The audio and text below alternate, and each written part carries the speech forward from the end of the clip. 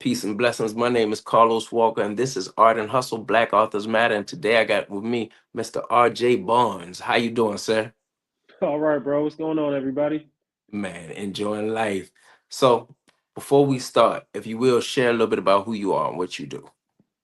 So my name is RJ Barnes. I'm a writer, director, producer. I make indie films, indie comics, and I spend some time working on a few TV shows. Look, congratulations. If you will, before share with me what started you in the comic books, because that's how I actually got to know about you. You mean just reading, like getting into comic books, or actually making them? Making them. What sparked that inspiration, which I'm pretty sure is reading them, but even from Yeah. there, share that with me. Um, I think it was after the first time I did a short film, which it's one of those things I always knew I could do, but then after doing it, it's like, all right, man, I might be all right at this. I want to make another, but it's a little expensive. If you ain't got the bread to keep making films, it's like I still want to tell stories. How do I do that and set myself up to be able to do it for decades? So I said, all right, you know what? I'm gonna do some comic books, and then in the meantime, figure out how to do a film whenever I can. Mm. So you actually started off in film, correct? Mm, I guess. I mean, coming up in LA, you kind of do whatever you can in the beginning. Like, I guess my first job, I think I was a PA on a TV show. Mm. Yeah, so I mean, it's like it's one of those LA things where everybody always has something big that they want to do. And before the internet era, the day of the multi hyphenate, where you can kind of just grab your phone and do it, you just took whatever job you could get. So I would do like PA gigs here and there, writer's assistant gigs here and there, and then just go from there. But I didn't start making films until after you could do it with your phone. I didn't shoot on the phone, but you know, you see other people doing it, so it's like, you know what? If everybody's doing it, there's no reason, there's no excuse to not just jump up there and shoot your shot. You feel me? And then you shot your shot. Yes, Okay. sir. So the comic book. Share with me how the idea, and you have done quite a few, correct? So this is the first professional book. So what I would do before is I would do short stories. I would just find any artist I could off the internet and go back and forth until we had something, but I'd never printed them. This is the first one I have in print. Hmm. Excuse. You all right? Yeah. Share a little bit about the backstory of it. What inspired you to write the story then? Mm, I think the story, it's a combination of some of my experiences in Los Angeles, the culture of Los Angeles, the part that I'm from the Valley, which is right above main LA, and then a little bit further you get South LA. A lot of the areas that people outside of the city know. That's the Watts, the Compton, and all of that. I'm way up north above all of that. Uh, and up here, it's a bit diverse. You kind of grow up with everybody. You're into a little bit of everything because, I mean, just the layout of the city, you have access to a lot more. But I think sometimes, I guess I was kind of like in the background when a lot of things would happen because I was a hooper. But had a lot of friends who had family or whoever, friends of friends who were into different stuff. They like to bang or something like that. I'm not really built like that, so I'm just play ball and just sit in the bleachers. And then if I go outside, they got something going on. I'm gonna just chill till it's over because I'm not about that life. But we paid so much attention to it, and you see it in films all the time. But at the same time, I'm reading a bunch of comic books, and there's so many stories I like. Love the Marvel movies. I loved X-Men as a comic book. I love sci-fi movies like Blade Runner, horror, Resident Evil, Dawn of the Dead, anything zombie. As a fan of it, so I always wonder, like, what would happen if there was a movie where you put both worlds together? Because I see Resident Evil, The Walking Dead, and I'm like, no offense, often a lot of white folk are afraid of these slow walking zombies and they run. I don't think anybody I came up around would be afraid of these slow walking zombies. Matter of fact, they might have fun. not only would they not have fun, but if it's an apocalypse, there's no more bills. You ain't got to worry about paying bills no more. You ain't got to buy anything. If it's there, you could just take it. So I think it's just a unique take on a zombie apocalypse with the type of people you normally don't see represented in that genre. Interesting. So, who share the main character and what sparked or inspired you to create it? Mm. So there's three main characters. There's Trey, Kay, and Damien.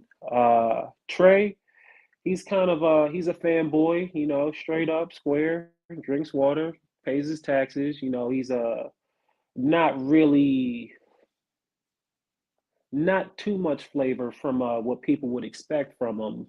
He was, as such, bullied by people who just didn't really understand him. But being the fanboy that he is, he kind of focused on martial arts, specifically Bushido, and he got pretty nice with that sword. Now, in this kind of lawless zombie apocalypse, he's just cutting through anybody that gets in his way because he don't got a lot of sauce to him, but he's skilled with this sword, and he's looking for his family. When the outbreak happened, he was off on his own, away from home, and now he's been just searching for him throughout the city for a year. Uh, the other one, Damien. Damien was bad. Damien was a bad kid. Didn't have the best life at home. Ran around in the streets, smoked with cigarettes, never went to homeroom, just a bad kid. So much Mm, so that by the time he was 17, he got sent to the military, and he was so good at being bad. He was a killer, he was a fighter, which on the outside, they call you a menace to society for that. But if you're in a profession to where, you're paid to go kill people, he was are an you all-star and professional? he loved it. It was the first time in his life. Exactly.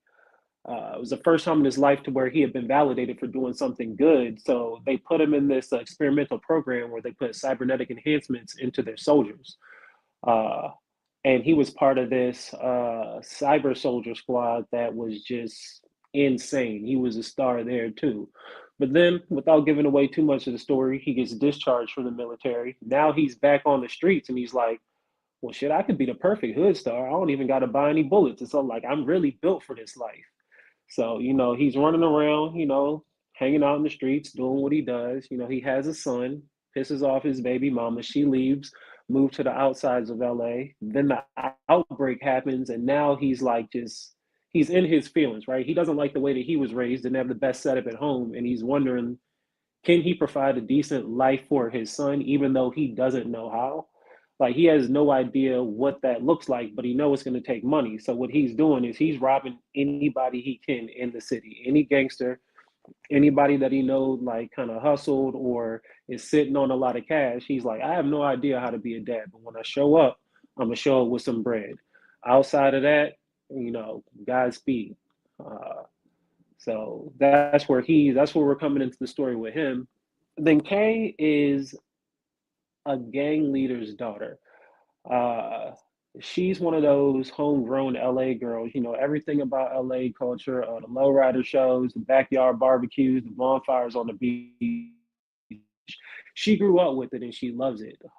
She was very much a family oriented girl. They always had a lot of functions and get togethers. But now, with the zombie apocalypse, she's lost a lot of family. And, it doesn't look good for her. Matter of fact, all right, I'm not going to give that away, but I guess her drive is, her gang leader grandfather, he's up there in age and he's sick and there's no doctors or anything. So he doesn't have that much time left. So she's kind of angry because the thing she's always loved is like gone. She like has no more family left. And throughout the story, she starts to embrace the idea of, well, some people are lucky to be born with big families. She's having to accept that it's going to be her job that if she wants it again, she's going to have to build it herself. Mm.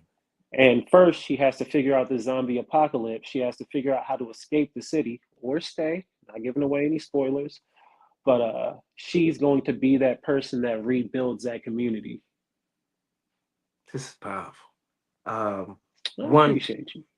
man, hey, I am always in awe of people who can create worlds because even though I think it was Nina being a Happy Black History Month, being it is Yes, Black sir. History Month, Nina Simone said that art replicates uh real life.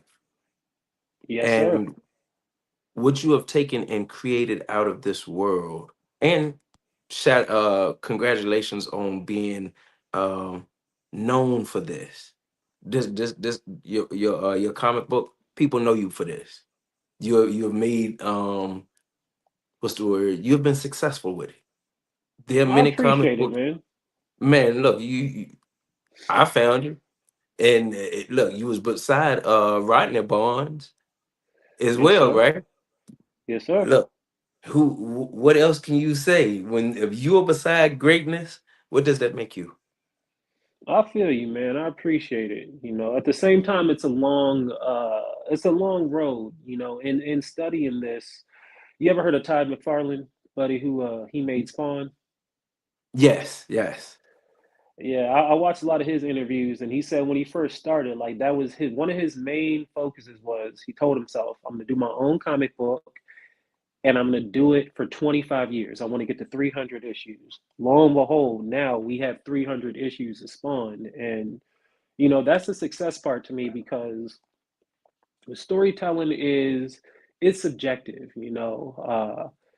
I want to give an audience like a good book. I always want to give them quality. That's the main thing for me. Coming up, I didn't realize it as a kid, but a lot of times when I would see work, film, TV shows, comic books, sometimes, when they were done by indie black producers, writers, artists, the art wasn't all the way there. And it wasn't until, Hmm. I got older and I was like, oh, this is expensive. That's why it's like you need access. And it's like if the big publishers or the big studios aren't checking for you, you got to do it on your own. And now I realize a lot of what I saw when I was younger was done by people that were just trying to get it done. I respect that. But now that we're in an age to where you can just talk to the people. Like I can't draw. I wish I could draw, but you wouldn't be talking to me right now if I decided to draw the book myself. Uh, a lot of people I meet, I just ask them, I tell them what I'm trying to do. I'm straight up with them. It's not always about bread. If anybody's listening to the stream right now and you got a couple $1 million you want to invest in my ideas, I take it. I promise I'll take it. But if that doesn't happen, my point is that I'm trying to do this for the next 25 to 30 years and I can't do it alone. So, yeah, it's cool to have stood by some dope people. It's cool to have gotten the first one done. But I'm genuinely trying to build a collective of people who understand that it's going to take all of us. It's going to take, with everybody talking about the state of Hollywood and the state of content and AI, I'm like, there's not much I can do about that. I don't own Disney. I mean, I would have messed it up if I did. I've never been that good with having billions of dollars. But they're gonna do what they want to do. But us, like, if I get to working with an artist or a producer who understands the idea and they like what I'm doing, we could create something dope and then figure out the money part of it later. You know what I mean? You said something, and I just spoke to uh, D Crownson. Yeah, he's a dope Uh, dude. Dope dude. Super. Look, Yeah, man. I appreciate his work. He uses Kickstarter. I don't know if you've ever used Yes. Kickstarter. I will. Within the next couple months, I'll be doing a Kickstarter so I can get the rest of this book done because it's Y- expensive. Yes. I've been told plenty of times over that comic books are very expensive. Getting the layout and the page, getting it inked, all of that, the Hmm. artwork really cost. So that was just one of the things that popped in my mind as you were speaking while you were building your community. And for me, whatever I can possibly do, if I can help in any way, I want to be able to make sure that the longevity that you see, because that's what I hear when you're saying this, the Yes, 25 sir. years, that's more of longevity. It's not just the short success, but it's Yeah, longevity man. that you're reaching for. So for me, the reason why I like to do these is because one, I want to highlight people like yourself Yes, that sir. I have this appreciate it. artistry, this penmanship that everybody don't have to happen to have, that can create worlds and spark minds.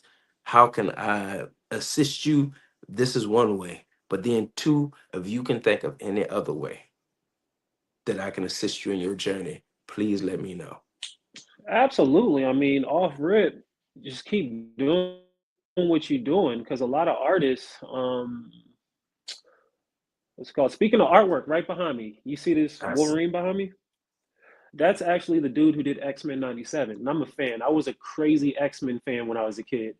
So I was kind of nervous. I didn't even have my first issue done, but I had a flyer for it. And I was at Comic Con and I just went to his table, told him I loved his work, told him his name is Jerry Gaylord. I told him, like, yo, man, that's incredible that you got to work on this show and it came out top shelf. I'm doing a comic book myself. Maybe one day we could work together on something, whether it's a cover or print, if you want to do a book.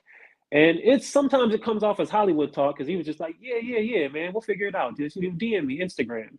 And I waited. I saw him at a couple other events and we just talked to him. He's like, yeah, man, just DM me. We'll figure something out. Sure enough, I did DM him. I sent him a version of the book. He's like, I'm in. He said, I see what you're doing. I see you want to do a Kickstarter. I understand that it's hard to get work at this quality done. So he's like, I'll make you a deal and we'll figure something else out later. But he's like, I like that you're making this story. So I Mhm. find people that are dope by people like yourself, or if they post it on their own platforms, like just keep posting us, man. Anybody you come across their work, you think they're dope, and I may not know them, but now I know you because I'll be like, hey, can you put in a good word with so and so who was on your podcast, who was crazy with the pencils, or it could be a colorist, anything. Mhm. I actually know quite a few artists. So what I also Mm-hmm. will make sure I do is because I was planning on highlighting a bunch of artists this month as well, but I stuck with just the authors at this moment. But what I will do, I will make sure that I look out for a great artist.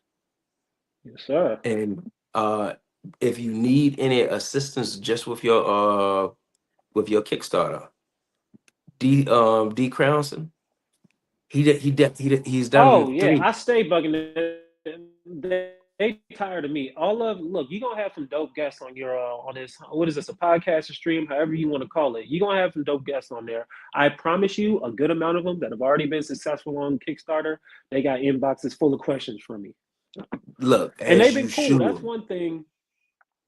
Look, I will tell you this: working in Hollywood and the comic book industry, there's something special about the comic book industry to where not that this can't exist in Hollywood, but in my experience so far, I don't want to mess it up. People have just been, I guess, they embrace the idea of putting each other on. They don't gatekeep. They're eager to show you how to do something. They're like, hey, or like, hey, I'm doing this con that nobody really knows about or is local, or like, hey, come through, share my table, this and that, or it's like everybody really works together in comic books. And I think That's what you're beautiful. doing is dope is because, there's a bunch of people who don't know who I am. And maybe if they like what I'm saying right now, they might hit me up or, I chop it up with them. I'm always down to have an open ended conversation because I think great stories need to exist. It's like everyone's seen a movie or an anime or a comic book that's just unique to them, that's just goaded, that's just legendary. And I want to say, at least for us, I don't think we have enough of them yet. Hmm. This is You know what true. I mean? I think we have a long way to go before it's like, okay, we can take the foot. I mean, honestly, never, because you never know. Like, let me ask you a question. What's your favorite comic book Uh, probably Black or Panther. movie or movie or anime? Probably Black Oh, Panther. okay. Which one? The movie or the comic? Um, Both. Okay, that's fair. Like, I got to be honest, I The didn't movie read a lot of really. Black Panther. Well, the movie is crazy. The movie's like a cheat code because it's like it has all your favorite people. It has the best quality camera equipment. The soundtrack is nuts. I still listen to that soundtrack. Kendrick walking through the jungle with them Panthers is Come on. that's undeniable right there. You know what I mean? The comic, I think the movie boosted the comic because I didn't read a lot of that series when I was a kid because I don't even know if he had his own series. He went on and off. He And I was on. think when I He was was more on people. I think. I think he it he was was a on few, other but. teams and stuff. Hmm.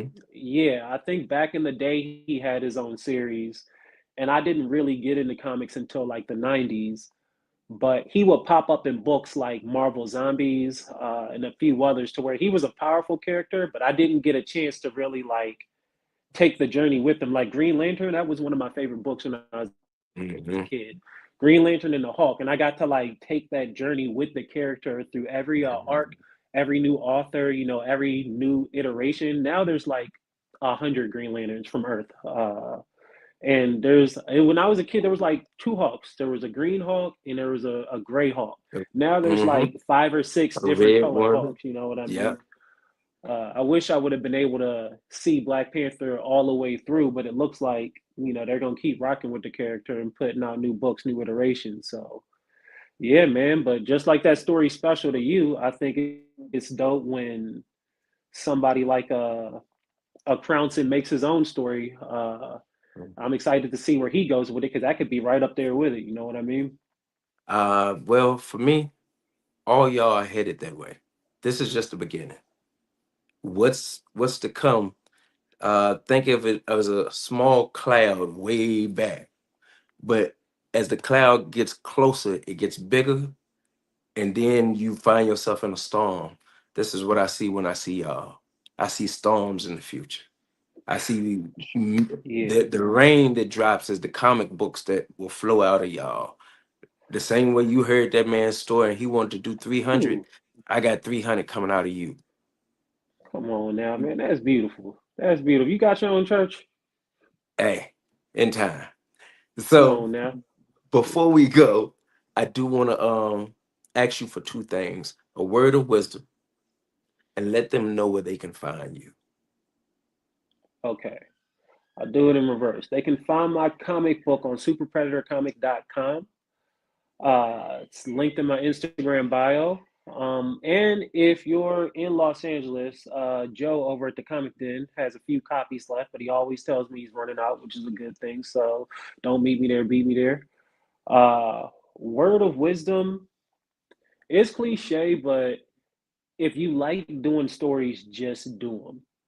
Mm. There's nothing, I never really went to film school. Nobody ever really showed me how to do it. But in just trying to do it, you're going to fail a lot, or like stuff is going to work out. You might like write it out, have a plan, and it's going to be perfect. You try to stick to that plan, none of it works. Or like myself, a buddy from X-Men, I was kind of nervous because I'm like, he's doing this dope second coming of a show that I loved. It's like I could really like do some dope stuff with him if he was open to it, but I'm kind of nervous to ask him. I finally asked him. He's like, "Yeah." You know what I mean? So it's like just do it. Whatever you can do. If there's a dude on Instagram who I know that does comic books, he has like a charcoal pencil and they're like rough sketches and they're one line quotes, but they're dope. It's like I love it, and he's selling them in a book, and I think his book is doing all right just because he uses whatever he has to get his product done. So if there was a word of wisdom, just do whatever it is the thing is that you want to do. Look, I want to thank you for this conversation. And for me to you, the Bible says your gift will make room for you and put you before great men. That included women, but know this: your gift is working.